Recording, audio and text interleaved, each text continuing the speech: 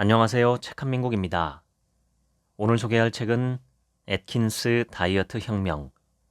지은이는 로버트 애킨스입니다. 30년 이상 심장내과 전문의로 6만 명 이상의 환자를 진료했다. 미시간 대학과 코넬 대학 의대를 졸업했으며 국립보건연맹의 올해의 인물이었다.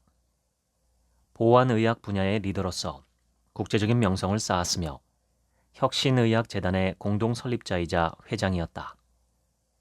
이 책은 전 세계적으로 1,000만 부 이상 판매되었고 미국 역대 베스트셀러 50위권 중 한 권의 책이 되었다. 뉴욕타임스 5년 연속 베스트셀러이며 미국 건강 분야 최고의 책으로 기록되어 있다. 애킨스 박사는 탄수화물 제한과 저탄고지 영양학의 개척자, 선구자, 그리고 실천가이다. 우리 사회는 오랜 시간 지방 공포증에 휩싸여 있습니다. 저지방 음식을 먹으면 건강에 좋을 것이라는 믿음이 아직도 유령처럼 떠돌고 있습니다. 지금까지 대부분의 미국인들은 미국 심장협회가 승인한 설탕 가득한 시리얼과 빵, 파스타, 베이글을 건강식품으로 알고 있었습니다. 반면 스테이크, 베이컨은 피해야 하는 음식으로 배워왔습니다. 수십 년 동안 유행했던 저지방 광풍은 미국 식단에서 탄수화물 소비를 엄청나게 증가시켰으며 반대로 지방의 비율은 급격히 낮췄습니다. 지방 섭취의 감소는 자연스럽게 채소 섭취의 감소로 이어졌습니다. 그 빈자리를 정제 탄수화물, 설탕, 밀가루 음식이 채웠습니다. 정크푸드는 거대한 해일처럼 미국 식단을 점령해버렸습니다.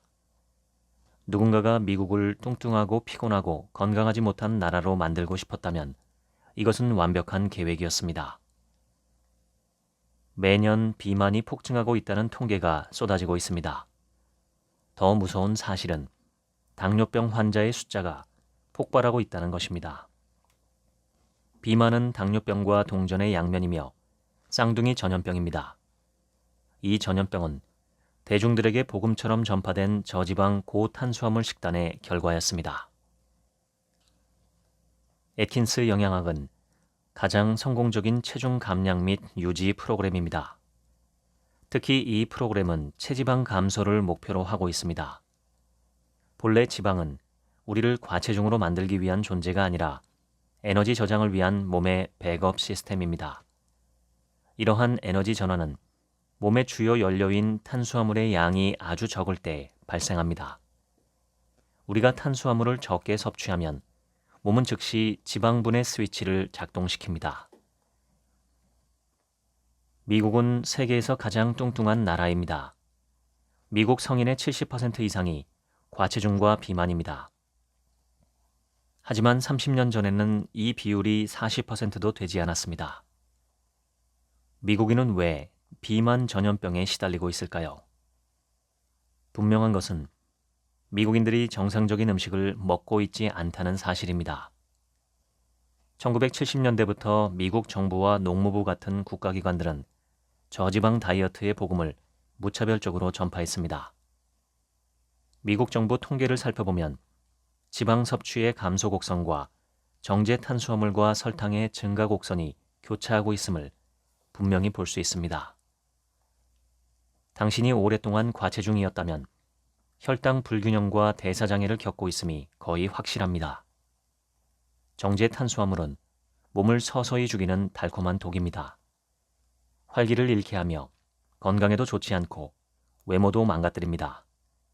직장 생활에도 성생활에도 심장에도 좋지 않습니다. 정제 탄수화물은 백색 악마와 같습니다. 저지방이 아니라 탄수화물 제한이 필요합니다. 인간은 본능적으로 단맛을 좋아합니다. 초기 인류에게 단맛은 안전함의 다른 이름이었지만 맛볼 수 있는 기회는 매우 드물었습니다.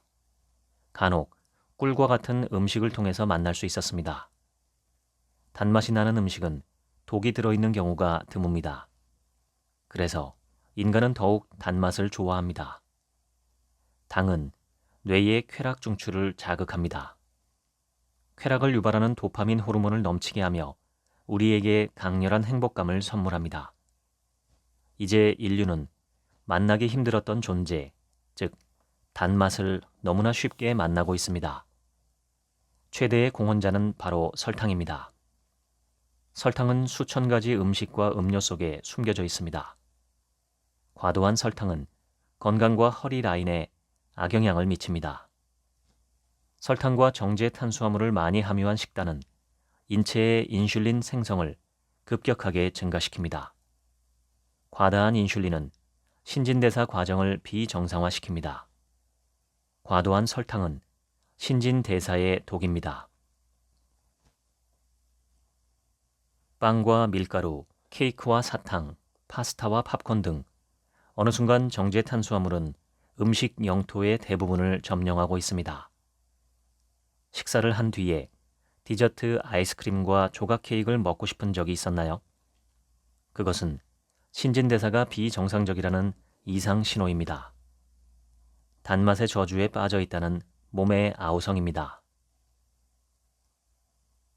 제조업자들은 식품에서 지방을 제거하기 시작했습니다. 하지만 음식에 지방이 없으면 맛이 없습니다. 제조업자들은 지방 대신 설탕을 더 많이 첨가하게 되었습니다. 이제 슈퍼마켓 진열대는 저지방 꼬리표가 달린 쿠키와 크래커, 아이스크림, 냉동 케이크와 파이, 청량음료와 빵으로 가득 차버렸습니다. 이러한 가공식품은 진짜 음식이 아닙니다. 가짜 음식입니다. 수백만 년 동안 인류의 음식 목록에 이러한 이름들은 존재한 적이 없습니다. 가짜 음식을 먹어야만 하는 사람은 아무도 없습니다. 애킨스 영양학은 완전히 다른 방식을 제안합니다. 인류가 먹었던 정제되지 않은 음식을 드십시오. 인간답게 먹으면 됩니다. 소고기, 돼지고기, 생선, 양고기, 랍스터, 견과류와 베리류, 치즈, 달걀, 버터와 함께 다양한 채소들을 즐기십시오. 그러면 자연스럽게 모든 설탕, 밀가루, 그리고 정제 가공식품을 멀리하게 됩니다. 다이어트를 지속하기 위해서는 맛있고 즐겁고 포만감이 있어야 합니다. 중요한 것은 정제 탄수화물을 버려야 한다는 사실입니다. 정제 탄수화물의 유혹을 떨쳐버리고 나면 단맛에 대한 강한 욕구를 느끼지 못하게 됩니다. 인슐린 호르몬에 대해 말씀드리겠습니다. 인슐린 호르몬은 매우 유능한 일꾼입니다. 당신이 지금 식탁에 앉아서 코스 요리를 먹고 있다고 가정하겠습니다. 먼저 음식물을 씹어서 삼키면 소장의 표면에서 영양소를 흡수합니다. 췌장은 혈액 속 당을 제거하기 위해 인슐린을 방출합니다. 인슐린은 세포로 혈당을 운반합니다.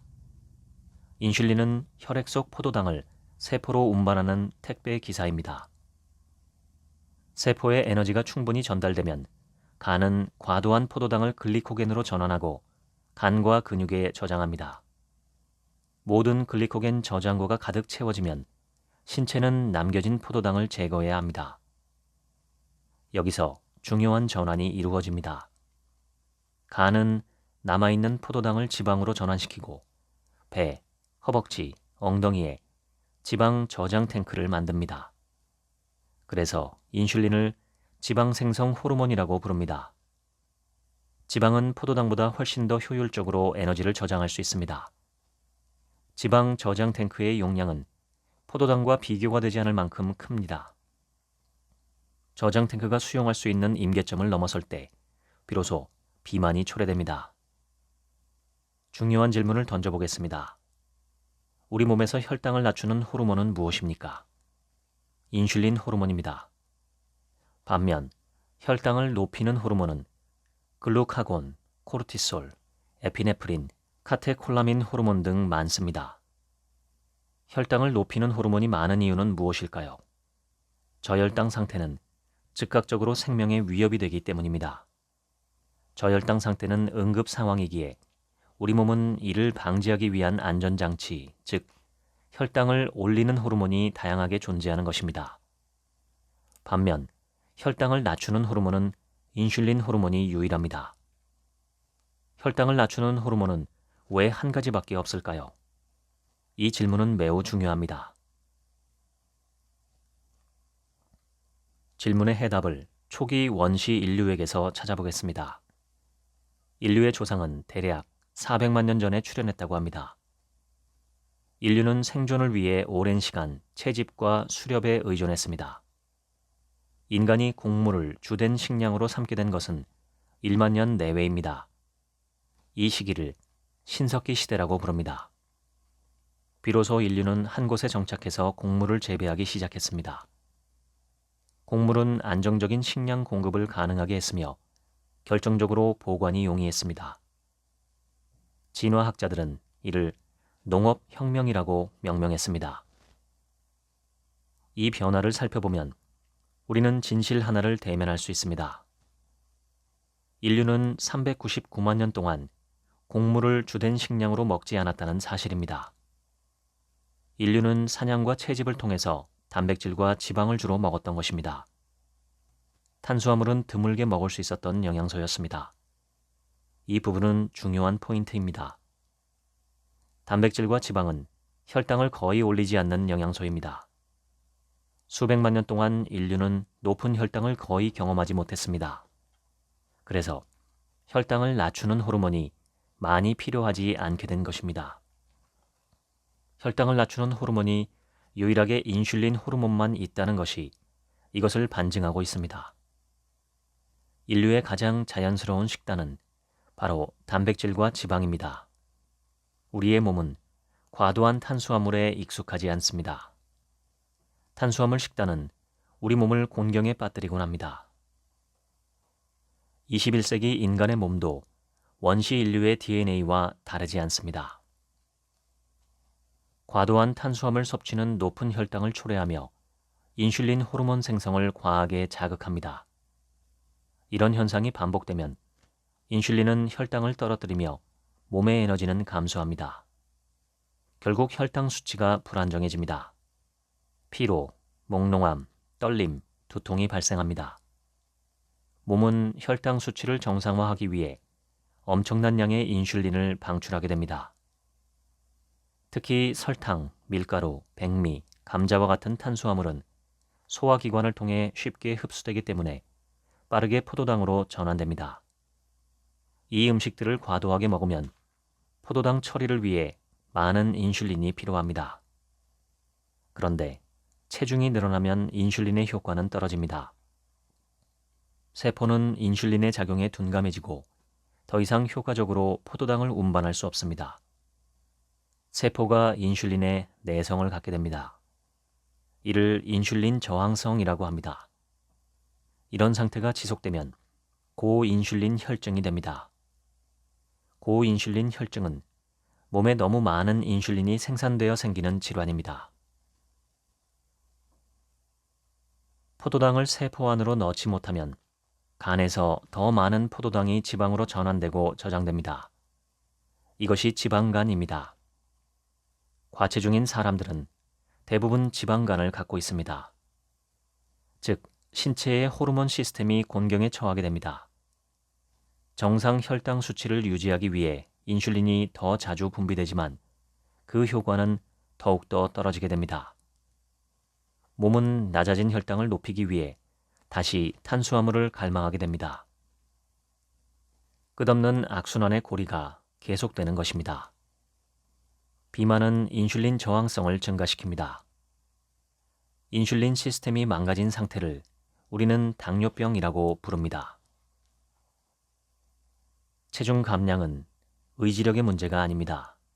바로 호르몬 불균형의 문제입니다. 정제 탄수화물의 과다 섭취는 췌장이 인슐린 분비를 제대로 제어하지 못하게 만듭니다. 무너진 인슐린 호르몬의 균형을 찾아야 합니다. 그 해답이 탄수화물 제한입니다. 체중 감량의 해답은 탄수화물을 제한해서 지방을 태우는 시스템을 만드는 것입니다. 그리고 규칙적인 운동과 영양 보충이 필요합니다. 체내에 충분한 포도당이 없을 경우 몸은 자동적으로 지방을 분해해서 대체 에너지인 케톤을 생성합니다. 케톤이 생성되는 과정을 케토시스라고 부릅니다. 애킨스 영양학은 하루 탄수화물 20g 제한으로 시작합니다. 이후 단계별로 자신의 상태에 따라 탄수화물 음식의 양과 종류를 점차 조절할 수 있습니다. 많은 사람들이 몸의 연료는 포도당이라고 생각합니다. 이 생각은 절반만 진실입니다. 나머지 절반의 연료는 바로 케톤입니다. 케톤은 지방 분해가 일어날 때 생성되며 세포에 활력을 공급합니다. 뇌를 비롯해서 중요한 장기들에 공급되는 에너지입니다. 특히 케톤은 포도당에 비해 활성산소가 적게 발생하는 청정 연료입니다. 이 두 가지 연료는 에너지 대사를 위해 몸이 선택한 균형입니다. 호흡과 소변으로 케톤이 방출되는 상태라면 체지방을 태우고 있다는 대사적 증거입니다. 케토시스는 체중 감량에 가장 효율적인 방법입니다. 케톤을 더 많이 방출할수록 더 많은 지방이 분해됩니다. 지방 분해는 체중 감량의 과학적인 방법이며 케톤은 포도당을 대신할 수 있는 대체 연료입니다. 케토시스는 날씬함과 건강함 두 마리 토끼를 모두 선물합니다. 우리의 목표는 무엇보다 지방을 태우는 것입니다. 정상적으로 작동하는 신체에서는 몸의 원료로 지방이 케톤으로 쉽게 전환됩니다. 하지만 과체중인 사람들은 인슐린 수치가 높아서 케톤 전환이 쉽지 않습니다. 비만한 사람들은 일상적으로 과다한 인슐린이 분비되기 때문에 지방을 분해하는 것이 어렵습니다. 방법은 무엇일까요? 탄수화물을 제한해야 합니다. 잠시 생각해 보세요. 왜 우리 몸은 두 가지의 연료 시스템이 존재할까요? 힌트는 원시 인류에 있습니다. 수렵과 채집에 의존했던 원시 인류는 항상 식량 부족에 시달렸습니다. 배고픔이 일상이었죠. 그래서 인류는 몸의 식량 창고가 부족할 때를 대비할 필요가 있었습니다. 우리의 몸은 매우 효율적인 저장 시스템을 고안해냈습니다. 그것이 바로 지방입니다. 혹시 곰과 같이 겨울잠을 자는 동물들이 어떻게 생명을 유지하는지 궁금한 적이 있었나요? 곰은 6개월 이상 겨울잠을 잡니다. 땅속에서 6개월 이상 생존할 수 있는 것은 지방의 활용 때문에 가능합니다. 원시 인류는 오랜 빙하기를 거쳐 생존해 왔습니다. 원시 인류는 기나긴 겨울을 어떻게 견뎌냈을까요? 인간은 지방 분해를 통해 이겨낼 수 있었던 것입니다. 인간은 포도당과 케톤을 함께 사용할 수 있습니다. 두 가지 에너지를 사용하는 하이브리드 시스템. 이것이 인체의 신비입니다. 파스타와 국수를 사랑하는 사람들에게 드리고 싶은 조언이 하나 있습니다. 면류는 설탕만큼 높은 혈당 지수를 갖고 있으며 한 번에 폭식하기 쉽습니다. 백미의 혈당 지수가 73인데 반해 현미의 혈당 지수가 무려 68입니다. 대표적인 복합 탄수화물인 현미도 매우 높은 혈당 수치를 보입니다. 현미는 백미보다 미세 영양소와 식이섬유가 많이 포함되어 있지만 혈당을 높인다는 측면에서는 변함이 없습니다.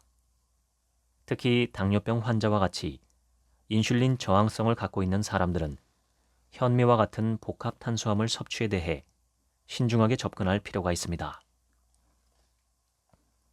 대부분의 채소는 탄수화물 함량이 적어서 혈당을 거의 올리지 않습니다.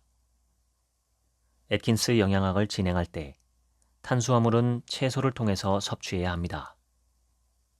음식은 조리 방법에 따라서 혈당 지수가 달라집니다. 찌거나 굽거나 볶거나 하는 조리 단계를 밟을수록 혈당 지수는 점점 높아집니다. 특히 녹말 함량이 많은 감자, 고구마와 같은 채소는 주의할 필요가 있습니다. 삶은 감자는 78, 찐 고구마는 63입니다. 매우 높은 혈당 지수를 보이고 있습니다. 기본적으로 음식은 인공적인 가공 과정이 많아질수록 칼로리 밀도가 높아집니다. 칼로리 밀도가 높아진다는 것은 혈당 지수도 동시에 올라감을 의미합니다. 가공식품 대부분이 혈당 지수가 높은 이유이기도 합니다. 그래서 원형 그대로의 음식을 먹는 것이 중요합니다. 하버드 대학 시민 리우와 월터 윌렛은 하버드 간호사를 대상으로 연구를 진행했습니다. 무려 10년 동안 75,521명의 간호사들의 식습관과 건강을 추적했습니다. 연구팀은 혈당 지수가 높은 탄수화물을 섭취하는 것이 심장질환 위험 증가와 밀접한 관련이 있다는 사실을 발견했습니다. 높은 혈당 지수의 음식이 혈당과 인슐린 수치를 증가시키며 이는 고혈압, LDL 콜레스테롤과 중성지방 수치, 그리고 심장병의 위험 요인들을 유발한다고 결론지었습니다. 이 연구는 미국에서 가장 오랫동안 진행한 역학 연구입니다. 더욱 흥미로운 사실은 혈당을 낮추는 것이 암에 걸릴 위험을 감소시킨다는 것입니다.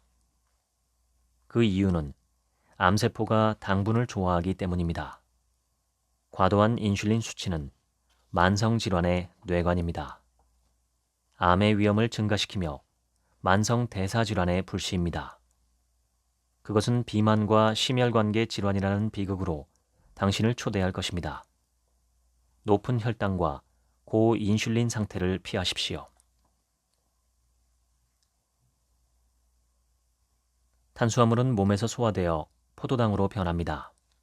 하지만 어떤 탄수화물은 포도당으로 변환되지 않습니다. 바로 섬유질입니다. 섬유질은 소화되지 않고 몸 밖으로 배출됩니다. 섬유질은 혈당 수치에 영향을 미치지 않습니다. 섬유질이란 정확히 무엇일까요? 식물 세포에 소화되지 않는 부분입니다. 섬유질은 혈액으로 포도당이 유입되는 것을 늦춥니다. 혈당 수치를 서서히 올리고 음식의 소화 시간을 늦춥니다.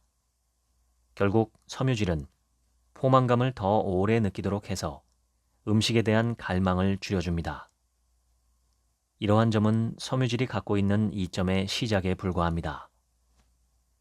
섬유질은 장에서 해로운 박테리아를 제거하여 면역 체계를 유지합니다. 담즙의 배출 속도를 높이며 독소 물질을 흡착해 배출합니다. 대장 내 개실염에 걸릴 가능성을 줄여줍니다. 변의 배출을 쉽게 해줍니다. 섬유질이 풍부한 음식에는 채소, 견과류, 씨앗류, 과일, 콩, 그리고 정제되지 않은 곡물이 포함됩니다. 인류의 수렵 채집 시절부터 견과류와 씨앗류는 식단의 중요한 구성 요소였습니다. 견과류와 씨앗류는 초기 인류의 디저트였을 거라고 생각합니다. 단백질, 지방, 탄수화물을 균형 있게 포함하고 있는 오래된 친구입니다. 견과류의 단백질 함량은 호두 10%, 아몬드 17%이며 지방 함량은 피칸 70%, 마카다미아 78%에 달합니다. 또한 상당한 양의 섬유질을 포함하고 있습니다. 지방 함량이 높을수록 탄수화물 함량이 낮은데 제가 가장 좋아하는 견과류는 마카다미아입니다. 이 작은 열매는 멋진 영양소들로 가득 채워져 있습니다. 견과류와 씨앗류를 규칙적으로 섭취하면 관상동맥 심장질환의 위험을 최소화할 수 있으며 심장마비의 위험을 낮춥니다. 씨앗류와 견과류에 들어있는 폴리페놀은 LDL 콜레스테롤을 낮추며 심장을 보호합니다. 단, 아무리 좋은 견과류라도 적정량 먹어야 합니다. 마늘은 고대 이집트부터 정력과 원기를 회복하는 강장제로 사랑받아 왔습니다. 항산화 효과뿐만 아니라 항암 효과도 인정받고 있습니다. 그 밖에도 브로콜리, 콜리플라워, 케일, 새싹, 양배추 등 십자화과 채소와 양파도 강력한 항암 작용을 하는 것으로 밝혀졌습니다. 이제 자신이 좋아하는 식물성 음식들을 찾아보십시오. 채소의 세계는 질병을 예방하는 천연 화학물질로 가득 차 있습니다. 암의 위험을 낮추는 것으로 밝혀진 3가지 식물 영양소가 있습니다. 베타카로틴, 시금치, 케일, 브로콜리, 양배추, 호박, 고추, 참마도 풍부하게 함유하고 있습니다. 리코펜. 리코펜의 왕은 토마토입니다. 이 영양소가 전립선 암으로부터 보호할 것입니다. 루테인. 눈 건강을 지키는 핵심 영양소입니다. 케일, 시금치, 호박 등에 풍부하게 함유되어 있습니다. 채소를 튀김으로 먹는다면 혈당을 급격히 증가시킬 수 있습니다. 참마나 호박과 같은 고탄수화물 채소를 먹을 때는 단백질과 지방을 함께 섭취하세요. 탄수화물의 소화 시간을 늦추고 혈당에 미치는 영향을 최소화합니다. 동양 음식인 찌개와 국과 같은 조리법을 익히세요. 육류, 생선, 가금류와 다양한 채소의 멋진 콜라보를 맛볼 수 있습니다. 채소를 주스로 드시지 마세요. 채소를 갈아 마시면 섬유질이 제거됩니다.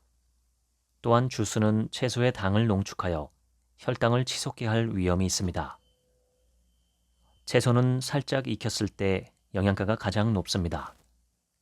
동양의 나물은 좋은 요리로 판단됩니다.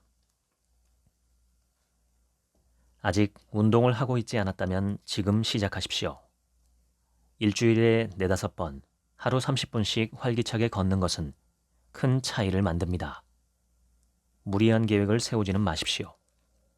계획보다 중요한 것은 지금 시작하는 것입니다. 전환 단계는 애킨스 영양학의 첫 번째 단계입니다. 전환 단계의 12가지 규칙. 1. 하루에 20g 이하의 탄수화물을 섭취하십시오. 이것이 핵심입니다. 탄수화물은 샐러드와 다른 채소의 형태로 섭취해야 합니다. 2. 최소 2주 동안 진행하십시오. 3. 고기, 생선, 조개, 달걀, 버터, 올리브 오일, 코코넛 오일을 푸짐하게 섭취하세요. 4. 쌀, 현미, 잡곡 등 모든 곡물, 빵, 떡, 면 등 밀가루 음식, 모든 콩과 음식과 두부, 과일, 탄수화물 함량이 높은 뿌리채소, 유제품을 절대 먹지 마세요. 견과류와 씨앗류도 허용하지 않습니다. 5. 허용식품 목록에 없는 음식은 먹지 마십시오. 이것을 어기면 아무 의미도 없습니다. 6. 식욕에 맞게 식사량을 조절하세요. 배가 고플 때는 너무 배불리 먹지 말고 만족감을 주는 양만큼 드세요. 7. 어떤 음식도 탄수화물 함량이 낮다고 가정하지 마십시오.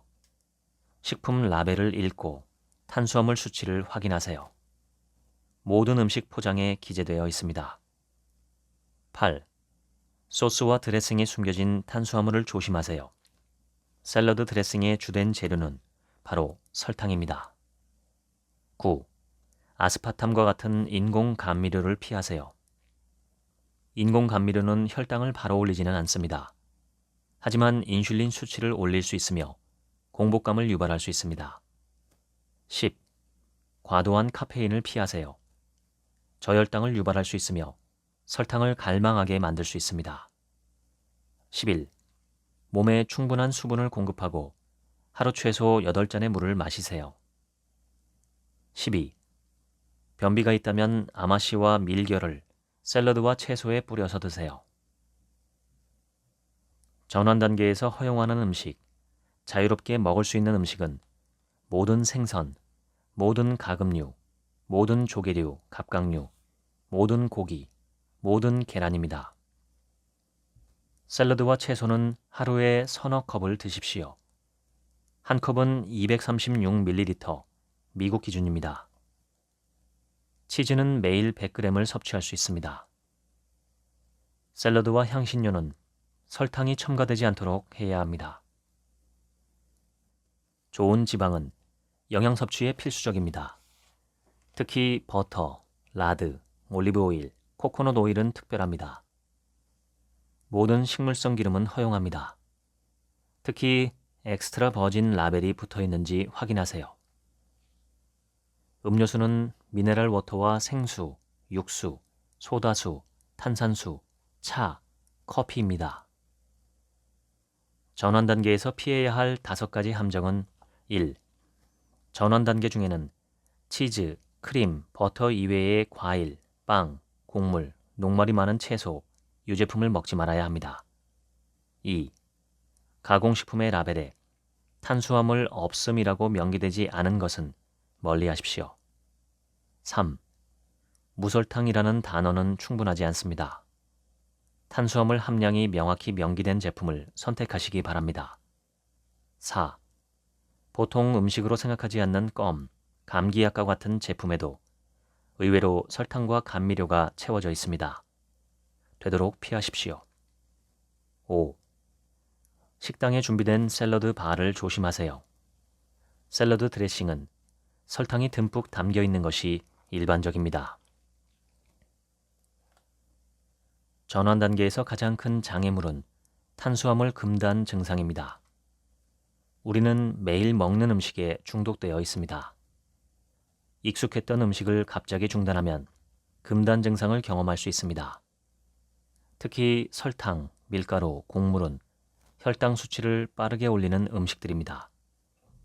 금단 증상은 피로, 두근거림, 두통, 식은땀까지 매우 다양합니다. 금단 증상을 경험하는 것은 정말 좋은 소식입니다. 보통 금단 현상은 3일 이내에 끝나며 그 이후에는 어느 때보다 기분이 좋아집니다. 이 책이 특이하게 편집자 코멘트가 있습니다. 지금부터는 편집자 코멘트입니다. 전환 단계에 대한 주관적인 생각.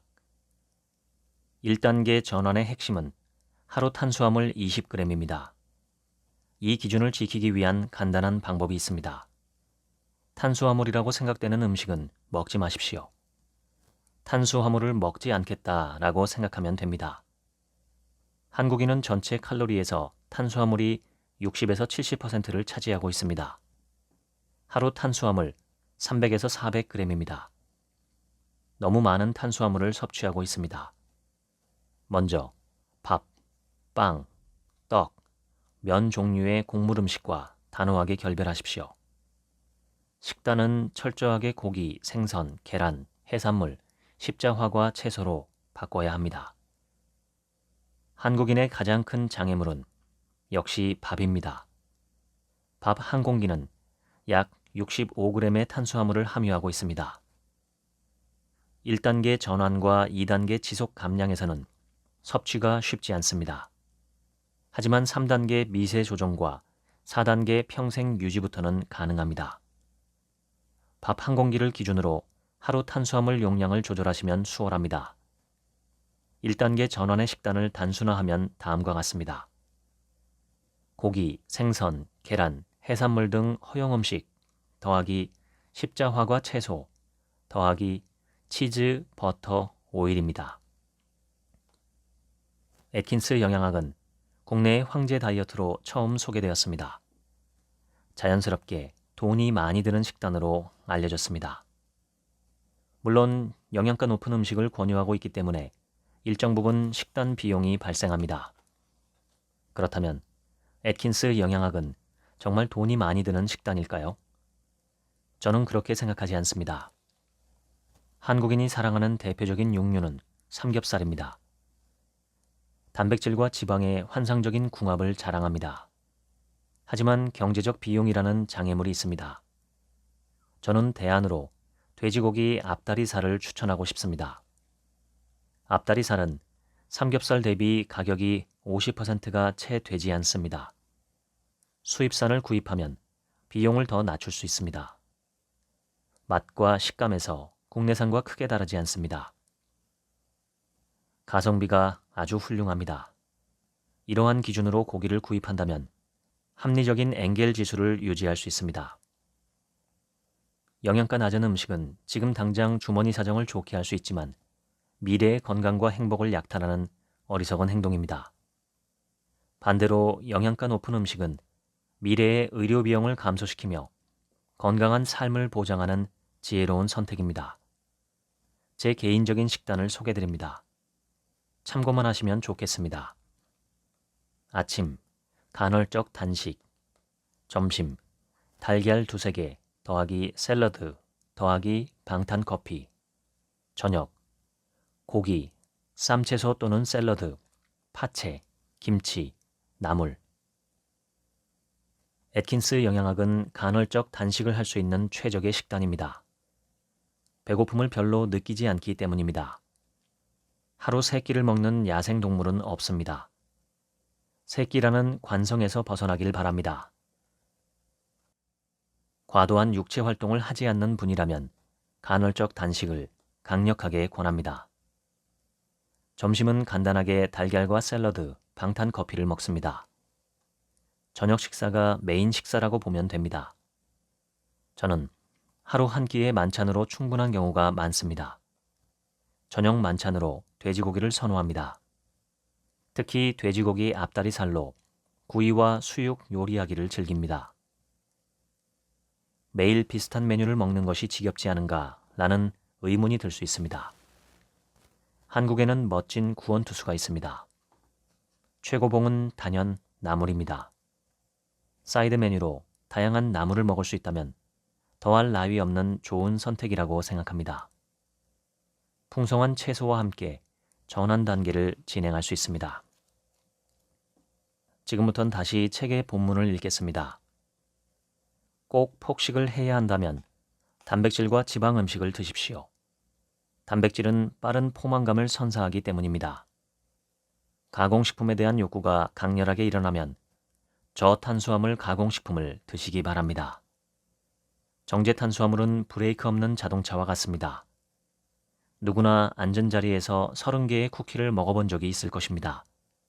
반면에 삶은 달걀 10개를 한 번에 먹어본 적이 있나요? 거의 없을 것입니다. 단백질은 포만감의 중추입니다. 우리는 일정 수준 단백질을 섭취하면 더 이상 먹기를 그만둡니다. 음식 중독을 일으키는 초콜릿, 감자칩과 같은 가공식품을 섭취하고자 한다면 계획이 필요합니다. 일주일에 1회 간식으로 드십시오. 자신의 영혼을 위로하는 특별한 일탈입니다. 하지만 조심하셔야 합니다. 정크푸드는 잠시 기분을 좋게 만들 뿐 결국 건강을 해친다는 사실을 잊지 마십시오. 다음 조언들을 참고해 주세요. 실컷 먹지 말고 필요한 만큼 드세요. 음식은 식탁에서 드세요. 요리를 하면서 집어먹지 마세요. 남은 음식을 아까워하지 마세요. 당신의 몸은 음식물 쓰레기통이 아닙니다. 텔레비전이나 핸드폰을 보면서 식사를 하지 마세요. 입이 심심할 때 냉장고와 주방 근처를 방황하지 마세요. 음식 일기를 쓰세요. 천천히 식사하세요. 오래 씹으세요. 이 습관은 비만을 탈출하는 필살기이기도 합니다. 씹는 과정은 맛을 느끼는 과정이자 최초의 소화 과정입니다. 비만한 사람들의 공통점은 씹지 않고 흡입하는 잘못된 악습이 있습니다. 운동을 하지 않는 것은 펑크난 타이어로 자전거를 타는 것과 같습니다. 식사 방법을 바꾸고 운동에 전념하고 필요한 영양제를 복용하십시오. 움직임은 인간의 본성입니다. 전 세계의 질병과 죽음을 대규모로 연구한 세계 질병부담 프로젝트는 전 세계 건강을 위협하는 중요한 요소 중 하나가 신체 활동의 부족이라고 밝혔습니다. 규칙적인 신체 활동은 애킨스 영양학의 원칙, 즉 체중 감량과 유지, 건강, 그리고 질병 예방에 크게 기여하는 것으로 입증되었습니다. 섭취 칼로리보다 소비 칼로리가 높으면 살이 빠진다.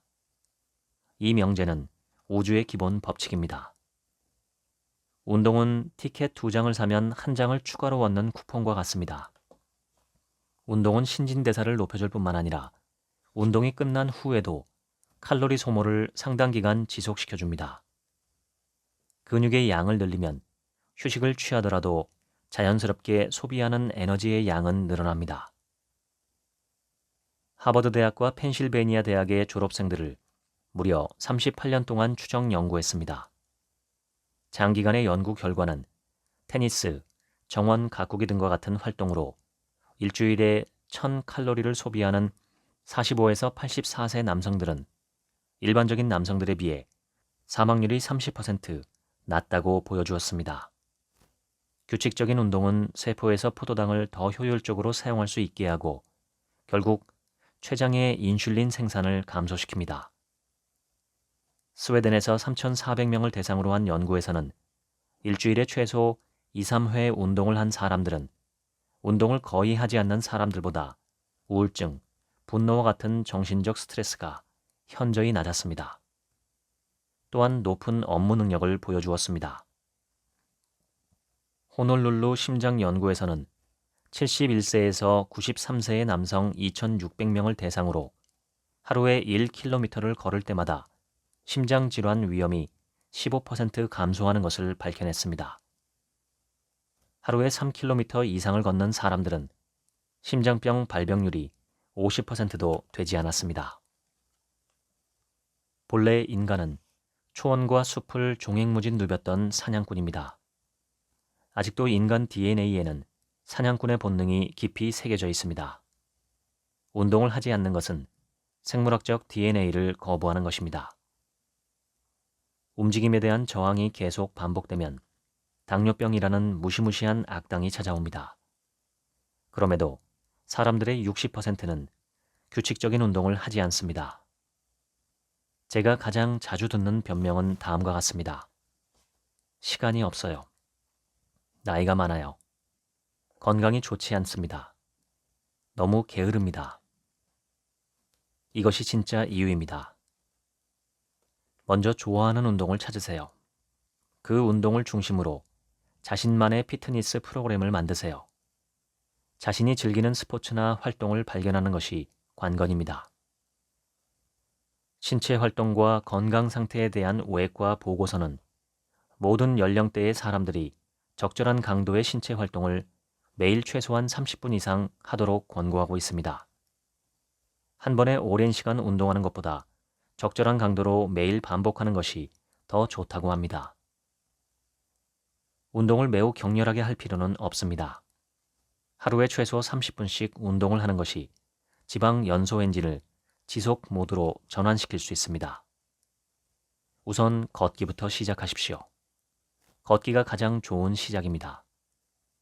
걷기는 감정에 긍정적 변화를 줍니다. 호흡이 좋아지고 엔도르핀이 몸 안에 퍼집니다.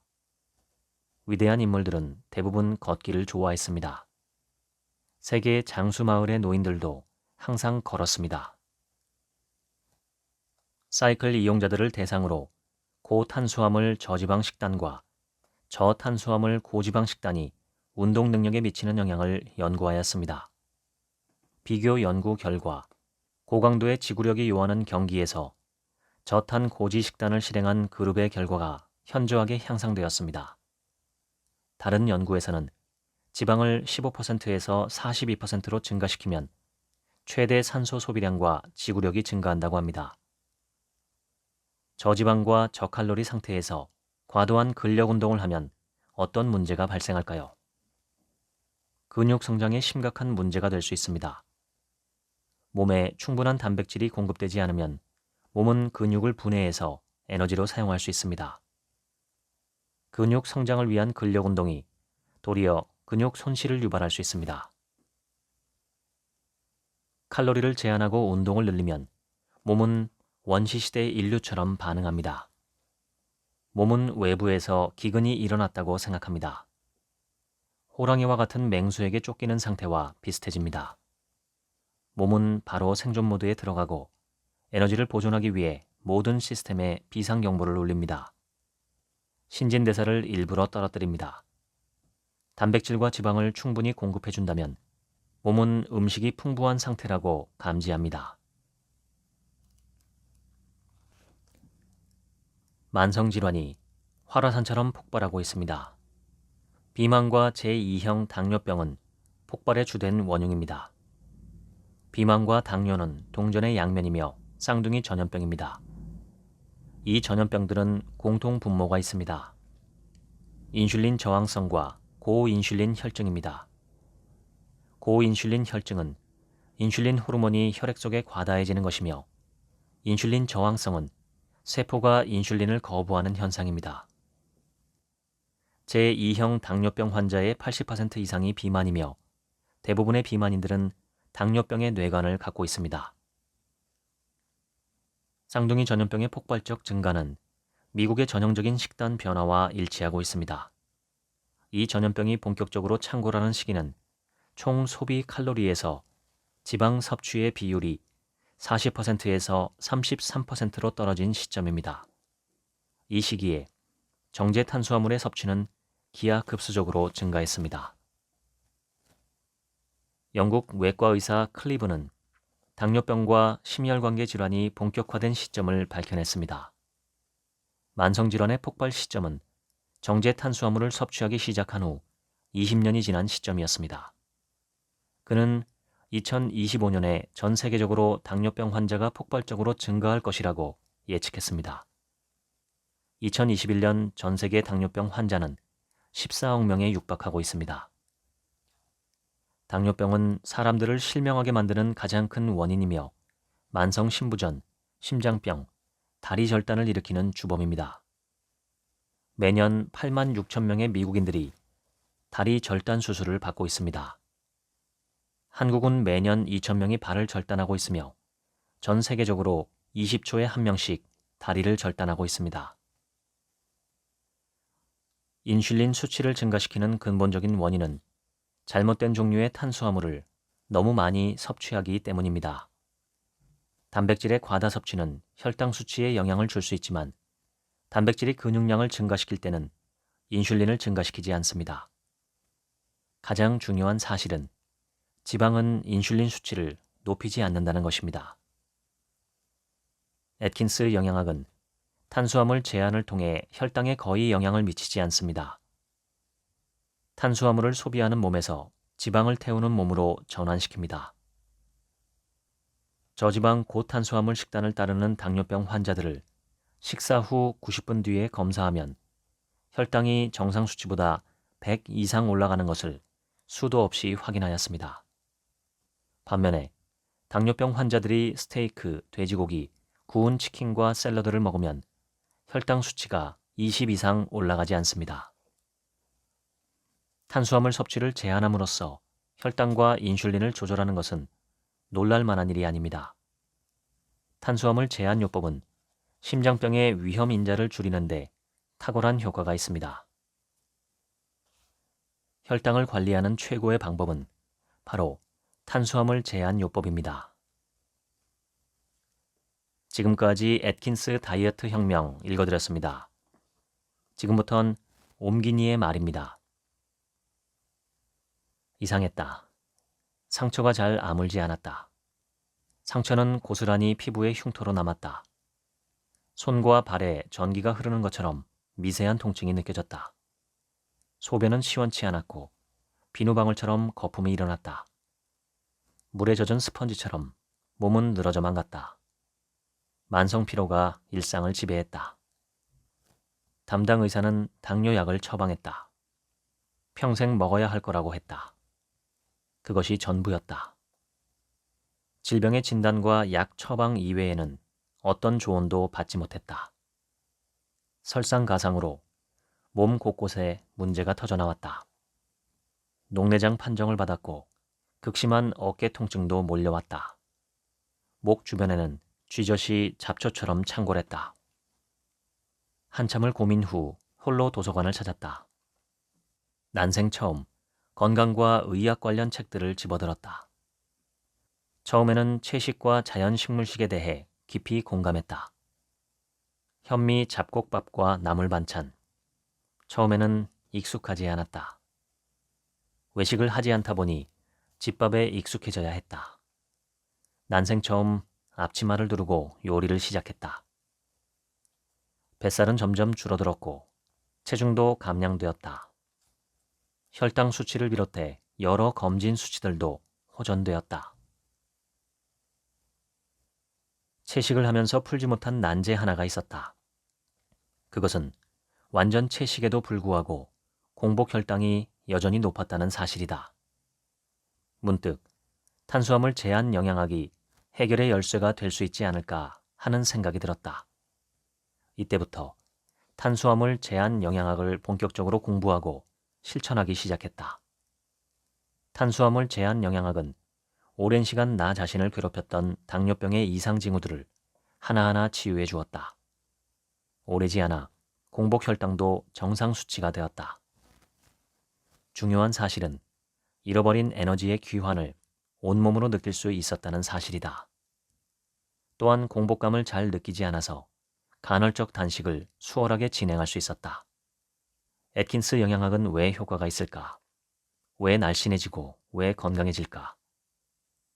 해답의 실타래는 의외로 단순하다. 애킨스 영양학이 인류 본래의 식단이며 가장 자연스러운 식단이기 때문이다. 과거 MBC 다큐 지방의 누명으로 국내에 저탄고지 열풍이 분 적이 있었다. 당시 국내 5개 의학학회와 영양학회는 저탄고지의 해악에 대해 쌍수를 들고 반대 성명을 냈었다. 저탄고지는 위험한 영양학으로 전락하고 말았다. 한마디로 웃기는 해프닝이며 억울한 마녀 사냥이다. 많은 의사들은 영양학에 대해 잘 모른다. 대부분의 의대에서는 영양학에 대해 제대로 가르치지 않는다. 이것은 공공연한 비밀이다. 지금도 저탄고지에 대한 죄인의 낙인은 지워지지 않고 있다. 저탄고지 깃발을 처음으로 휘날렸던 애킨스 박사는 어떤 대접을 받았을까? 주류 영양학의 수장인 하버드대학교 프레드릭 스테어 교수는 애킨스 영양학은 위험하다. 이 식단을 제안한 사람은 업무상 과실치상 혐의가 있다라며 맹비난했다. 그리고 달걀과 같은 동물성 음식을 줄이고 마가린과 같은 식물성 기름의 섭취를 늘리면 심장병을 예방할 수 있다라고 친절하게 조언했다. 이때부터 수십 년 넘게 논쟁이 이어졌다. 애킨슨 박사의 책은 수천만 독자의 선택을 받았지만 주류 전문가와 비평가들은 철저하게 외면했다. 애킨스 박사는 의료계와 영양학계의 이단아로 취급받았다. 그럼에도 애킨스 박사는 자신의 신념을 포기하지 않았다. 실제 환자들의 진료를 통해 애킨스 영양학의 효과를 매일 경험했기 때문이다. 전 세계적으로 암, 심장질환, 당뇨병과 같은 만성질환이 활화산처럼 폭발하고 있다. 만성질환의 근본 원인은 잘못된 삶의 방식이다. 특히 강력한 용의자는 과다 탄수화물 식단이며 범인은 고혈당과 인슐린 저항성이다. 2020년 기준 국내 당뇨병 환자는 600만 명을 돌파했으며 당뇨병 전 단계도 1,600만 명을 넘어섰다. 이러한 시대적 위기는 애킨스 영양학을 더욱더 필요로 하고 있다. 이 책은 외로운 길을 개척했던 애킨스 박사의 역작이다. 애킨스 영양학은 미완의 혁명이다. 애킨스 영양학을 통해 더 단순하고 건강하고 행복해질 수 있다. 지금까지 애킨스 다이어트 혁명 읽어드렸습니다. 지금부터는 제 얘기입니다. 이 책은 저탄고지 다이어트 책입니다. 저탄고지는 말 그대로 탄수화물은 적게 먹고 생선이나 해산물, 육류 등 동물성 식품과 채소는 충분히 먹는 식생활입니다. 이 방법은 고기만 먹는 황제 다이어트로 알려진 적도 있습니다만 저탄고지의 핵심은 말 그대로 탄수화물의 섭취를 줄이고 육류와 채소 위주로 먹자는 것입니다. 공장에서 만드는 정제 탄수화물은 말할 것도 없고 쌀이나 현미, 감자, 고구마 등 곡류의 섭취를 줄이라고 말합니다. 인류는 1만 년 전에 농업을 시작해서 지금까지 곡류를 많이 먹어왔지만 그 이전 수백만 년 동안은 채소와 육류 위주로 먹었고 과일은 상당히 적게 먹었다는 것이 저탄고지의 기본 주장입니다. 채식과 저탄고지를 비교하면 공통점과 차이점이 있습니다. 공통점은 설탕 섭취를 최소화하고 빵, 국수, 떡, 과자 등 정제 탄수화물 섭취도 최소화하고 채소는 듬뿍 섭취하는 것입니다. 차이점은 채식은 계란이나 생선을 비롯한 모든 동물성 음식을 제한하는 것이고 저탄고지는 공장식 축산이 아닌 건강한 동물성 식품과 계란, 생선 등을 먹는 것입니다. 저는 2021년부터 2022년 2년 동안 채식과 소식을 했었는데 아주 약간 기력이 딸리는 느낌, 그리고 운동을 열심히 해도 근육이 붙지 않는 느낌, 이 두 가지만 빼면 모두 만족스러웠습니다. 기력이 딸리는 느낌은 오히려 차분하고 안정적인 느낌으로 일상생활을 하게 되어 만족스러운 면도 있었습니다. 그런데 아무리 운동을 해도 근감소가 되는 듯한 느낌은 여전히 남아서 아쉬웠습니다. 그래서 올해 초부터 육식 비율을 10% 정도로 늘려서 해보고 있었습니다. 매일 계란 2개씩 먹고 일주일에 한 끼는 육류나 생선을 먹습니다. 제 구독자 중에 자연농법으로 유정란 사업을 하시는 분이 계신데 그분한테 계란을 사서 먹고 있습니다. 30알 한 판에 36,000원이라 일반 계란의 6배 가격인데 저는 매우 만족합니다. 매일 2알을 먹으면 2,400원 꼴인데 약값이라 생각하고 먹고 있습니다. 저는 원래 계란을 매일 먹지 못하는 사람이었습니다.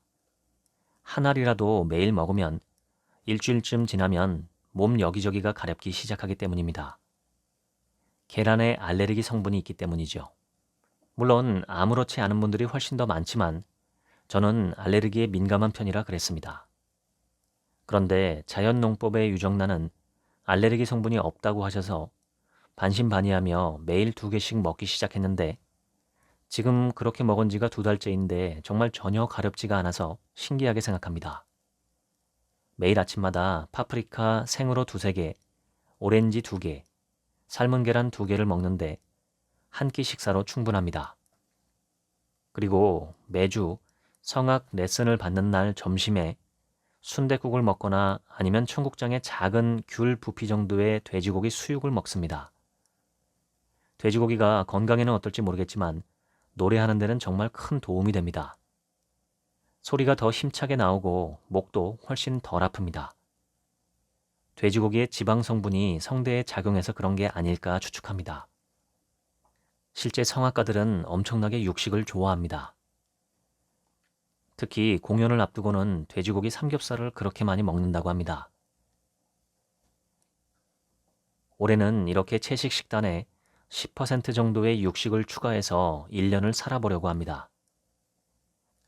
저탄고지 주장처럼 육류를 적극적으로 먹는 것은 여전히 반대하지만 곡물류나 감자, 고구마 같은 뿌리식물 탄수화물 섭취를 줄이고 약간의 동물성 식품을 먹는 실험은 어떤 결과가 나올지 궁금하네요. 원래 아침마다 군고구마도 하나씩 먹었었는데 요즘은 계란으로 대체했습니다. 저는 여전히 인간의 식단에서 채식이 8~90%는 되어야 한다고 믿습니다. 가장 강력한 근거는 치아 구조입니다. 인간의 치아 구조는 90% 이상 채식 동물과 흡사합니다. 그런데 100% 채식만 하기에는 여러 가지 부족한 점이 있어서 저는 올해 10%의 육식을 추가한 것입니다. 1년 후에 이 실험의 결과를 말씀드리겠습니다. 지금까지 책 한 민국의 하루치 생각이었습니다. 감사합니다.